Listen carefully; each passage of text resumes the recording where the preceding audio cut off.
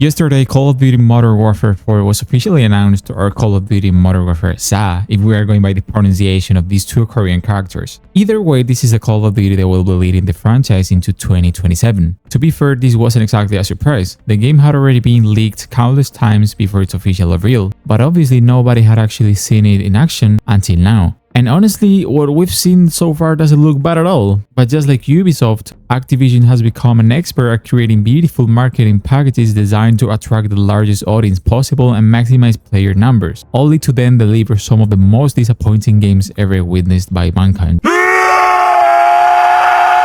But anyway, getting into the actual details and everything we know so far, this year's title is being developed by Infinity Ward, who, as most of you know, are responsible for almost every Modern Warfare game in the franchise. That said, they are facing a pretty difficult challenge this time around because interest in Call of Duty has arguably never been lower. I mean, if we look at the Steam player count for the Call of Duty launcher, which by the way includes Warzone, Black Ops 6 and Black Ops 7, it had around 17,000 concurrent players when I checked. Counter-Strike Source, a game that came out 22 years ago, has almost doubled that number. Now back to the important stuff. This year's campaign will take place in Korea, and of course Captain Price and Ghost will once again play major roles in the story. Honestly, I don't understand how these two aren't retired, or how they aren't completely sick of fighting in a different war every single year, but hey, I guess they enjoy their jobs a lot more than expected. Alongside those familiar faces, we'll also be introduced to a squad of Korean soldiers featuring entirely new characters. As for the story itself, the campaign revolves around a conflict between North Korea and South Korea that eventually escalates into a global crisis, destabilizing the international order. Throughout the campaign, we'll visit a wide range of locations and, as always, travel across different countries and cities including New York, Paris and Mumbai, carrying out special operations that combine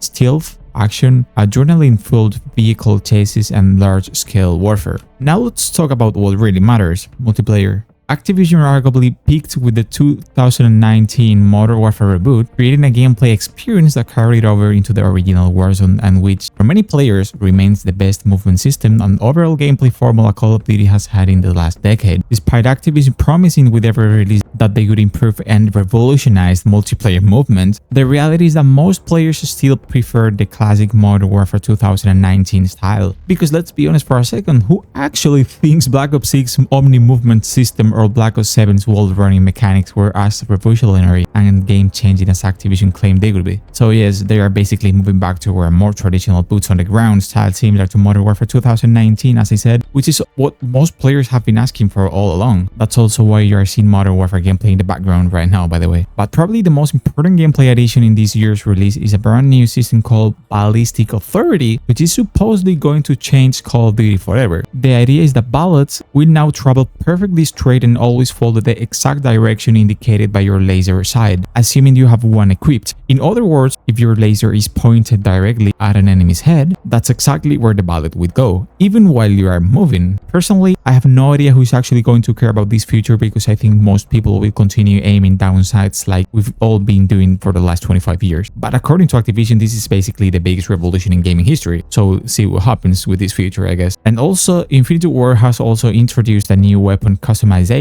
feature called Apex attachments. These are special attachments that allow weapons to fire powerful rounds with unique ammunition types. Think of them as special abilities for individual weapons. Every pistol, assault rifle, machine gun, and sniper rifle gets its own unique characteristic that helps distinguish it from the rest of the arsenal and creates new possibilities during combat. What's interesting is that these attachments don't take up any of the standard 5 attachment slots available in Create a Class. It's basically like giving the weapon its own character ability, sort of. Weapon customization overall will remain fairly similar to previous Call of Duty titles with one notable exception. Players will now be able to assign specific operators, avatars, and score streak setups to individual loadout slots, allowing each class to represent a distinct playstyle and team role. As for game modes, gunfight is making a return, which is honestly one of the best things Call of Duty has created in recent years in my opinion. It's incredibly addictive and remains one of the most fun modes to play with a friend. We're also getting several new modes including hijack, counterattack, and inflation. We don't know much about the first two yet, but we do know that inflation will function similarly to the deathmatch, with players dropping cash whenever they die and the winning team being the one that finishes the match with the highest amount of money. Continuing with the game modes,